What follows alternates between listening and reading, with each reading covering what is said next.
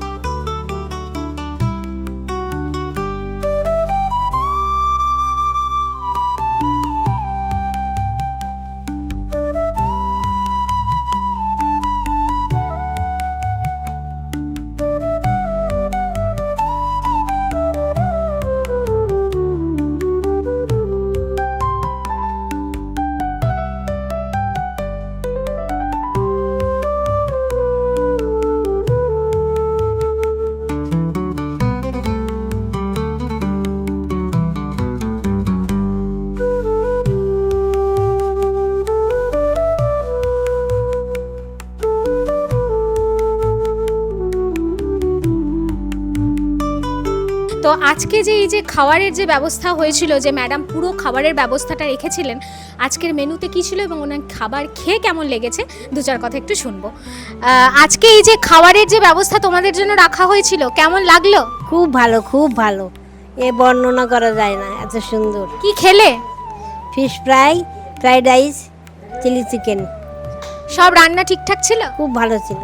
বৃদ্ধাবাসেও যে এই রকম একটা চিত্র তুলে ধরাবো আমরা, বা এই যে আপনাদের সামনে প্রেজেন্ট করানো হবে, এটা অকল্পনীয়। সুতরাং এখানে যে মা ও বাবারা আছেন, তাদের আজকে যে একটা স্পেশাল খাবারের ব্যবস্থা রাখা হয়েছিল, ওনাদের কেমন লাগলো দু চার কথা একটু শুনে নি। আজকে খাবার খেয়ে কেমন লাগলো? হ্যাঁ, খাবার খেয়ে কেমন লাগলো? লাগছে কোনো রকম। আচ্ছা, তো খাবার সব কিছু তো খাই না, এই শুধু লবণ ভাত। স্বাদ সব ঠিকঠাক ছিল? হ্যাঁ, স্বাদ ভালো ছিল? আর ছিল, ভালোই ছিল। তো আজকে যে মেনুতে যা যা ছিল, সেগুলো কি খেলে আজকে দুপুরে? ফিশ ফ্রাই খেলাম, মাছ খেলাম, মাংস তো আমরা খাইনি। আর ওই করেছিল, ফ্রাইড রাইস করেছিল, ভালোই, খারাপ না, সব রান্না ভালো। আচ্ছা দিদা, এই যে বৃদ্ধাবাসে এই যে নানান ধরনের অনুষ্ঠান হয়, মানুষজন তোমাদের কথা ভেবে করে, কেমন লাগে? খুব আনন্দ লাগে, খুব আনন্দ। এই তো খুশিটা কিরম হলো বলো না, এইরমভাবে খুশিতে কেটে গেলে আমাদের জীবনটাই শান্তি। আমরা জানবো আমাদের এই জীবনটাই ভালো। বাড়ি আর যেতে ইচ্ছা করে না, তো গেলে থাকতে পারি না, পালিয়ে আসি কেন। আমি 3.5 বছর হতে চাই হলো আমি আছি। আমি এই একবার খালি গেছিলাম, বাড়ি গিয়েই তার পরের দিনে পালিয়ে এসছে, থাকতে পারি না। মানে এখানে থাকতে পেরে সত্যি ভালো লাগছে? ভালো না, খুব ভালো, এখানে ম্যাডামও খুব ভালো। সবার মুখে কিন্তু সেই রকম একটা হাসি, তার কারণ আপনারা বুঝতেই পারছেন যে খাবার দাবার নিয়ে কোনো কথা হবে না। আজকে যে খাবারের আয়োজন রাখা হয়েছে, প্রত্যেকের মুখেই আমরা শুনছি যে না, খুব ভালো লেগেছে। আর একজনকে আমরা পেয়ে গেছি, সেই জেঠিমার মুখ থেকে দু চার কথা একটু শুনবো। এই যে তোমাদের কথা মাথায় রেখে এই যে আজকে যে খাবারের ব্যবস্থা রাখা হয়েছিল, তুমি কি বলবে? হেভি খাবার করেছে আজকে, হেভি খাবার করেছে। চপটা যা করেছে না, কি বলবো, মানে ফিশ ফ্রাইটা হেভি করেছে। আর কি কি ছিল মেনুতে? চিলি চিকেন ছিল, ফ্রাইড রাইস ছিল, মিষ্টি ছিল, স্যালাড ছিল। আচ্ছা জেঠিমা, এই যে তোমাদের কথা মাথায় রেখে মানুষজন যে একটা পুরো দিনের যে খাবারের ব্যবস্থা যে রাখে, বা এই যে বৃদ্ধাবাসে অনুষ্ঠান হয়, এখানে থাকতে পেরে তোমার কেমন লাগে? আনন্দ হচ্ছে, খুব আনন্দ হচ্ছে, মিথ্যা কথা বলে লাভ নেই, খুব আনন্দ। সবার সঙ্গে মিশে থাকি, ঝগড়া করি, আবার কথা বলি। আর ম্যাডাম যে এত বড় একটা বৃদ্ধাবাস চালাচ্ছেন, তুমি ম্যাডামের হয়ে কি বলবে? ম্যাডামের মতো তো লোকই হয় না, আর একদম পুরো মায়ের মতন, শাশুড়ির সঙ্গেও তুলনা করা যায় না, ওনাকে মায়ের সাথে তুলনা করতে হয়। সরাসরি যাব ওনার কাছে, আমার মুখ থেকে বেশি কথা শুনে লাভ নেই। আজকের মেনুতে কি ছিল? মেনুতে কি ছিল? ফিশ ফ্রাই, তারপরে চিকেন কি মটন আমি জানি না, এটা খাইনি। চিলি চিকেন ছিল, আর তারপরে ফ্রাইড রাইস আর মিষ্টি। আচ্ছা, এই যে তোমাদের জন্য এই যে খাবারের ব্যবস্থার আয়োজন যে রাখা হয়েছিল, সব মিলিয়ে কেমন লাগছে? দারুণ দারুণ, এরকম হলে মাঝে মাঝে আমাদের ভালোই হয়।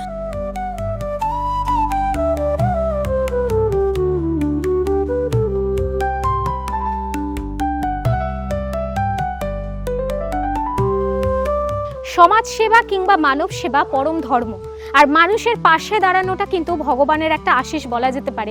সবাই কিন্তু মানুষের পাশে দাঁড়াতে পারে না, তার জন্য একটা মন লাগে। আজ শুভাশ্রম বৃদ্ধাবাস আপনাদের সামনে প্রেজেন্ট করা হলো, এবং একজন মহিলা যিনি আজকে মধ্যাহ্নভোজের আয়োজন করেছিলেন এই সকল মা বাবাদের নিয়ে, একটা দারুণ সাক্ষী হয়ে থাকলো। সুতরাং ওই যে বলে না যে পুণ্য করতে আপনারা মনে করেন যে গয়া কাশিতে যেতে হবে, সেটা নয়। তার কারণ ওই যে একটা কথা আছে না যে চ্যারিটি বিগিনস অ্যাট হোম, মানে ঘর থেকেই যদি শুরুটা হয় তাহলেই বোধহয় সার্থকতা। একবার এই সব মানুষদের পাশে দাঁড়ান। শুভাশ্রম বৃদ্ধাবাসের নাম্বার যাচ্ছে, যদি মনে করেন যে আপনার কোনো বিশেষ দিনে মানুষজনকে খাওয়াতে হবে, সেই রকমই বৃদ্ধাবাসে সকল মা বাবাদের পাশে একটু দাঁড়ান, সাহায্যের হাত বাড়িয়ে দিন, অন্তত নিজে একটু শান্তি পাবেন, আর আপনাকে দেখেও যাতে সকল অনুপ্রাণিত হয় সেই চেষ্টাই করুন।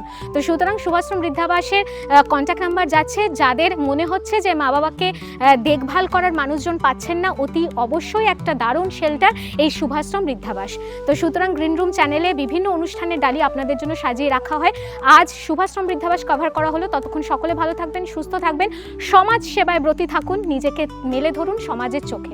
ভালো থাকুন, সুস্থ থাকুন, নমস্কার।